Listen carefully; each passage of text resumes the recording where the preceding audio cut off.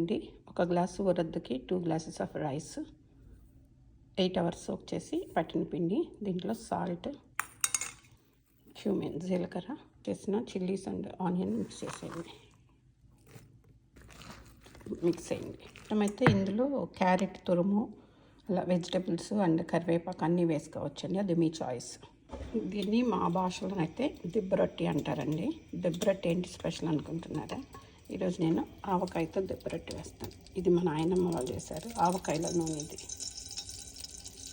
మామిడికాయ పచ్చడి నూనె. అక్కడ హోల్స్ పెట్టండి, మధ్యలో కూడా బాగా ఉడకటానికి. మూత పెట్టి లోలో ఒక కాల్చండి. ఇంత కారం తింటారా, నెయ్యి తింటే అజిత్ వస్తుంది, ఇట్లాంటి క్వశ్చన్ లేకండి. ఎందుకంటే మన దగ్గర ఆయిల్ లేకపోయినా సిచ్యువేషన్కి అనుగుణంగా వెళ్ళిపోయేవారు ఇదివరకు పెద్దవాళ్ళు. అది అందుకని చెప్తున్నా. మన ఆడవాళ్ళని తెలివి ఉపయోగిస్తే ఎంత పొదుపుగా చేయొచ్చు అన్నది నా ఇంటెన్షన్. మనము హార్డ్లీ ఒక హాఫ్ స్పూన్ వేసామండి అంతే ఆయిల్. ఇది నేను ఈరోజు మా అమ్మాయికి బ్రేక్ఫాస్ట్కి పెడుతున్నానండి. ఎందుకంటే పిల్లలు పిజ్జాలు, బర్గర్లు చెత్త చెదారంది పొట్టంతా పాడైపోయి ఉంటుంది కదా.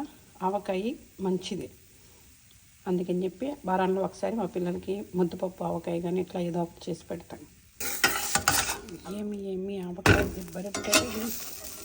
దీనికి ఇంకా చట్నీ కూడా ఏమి అవసరం లేదు. పిండండి, ఒక గ్లాస్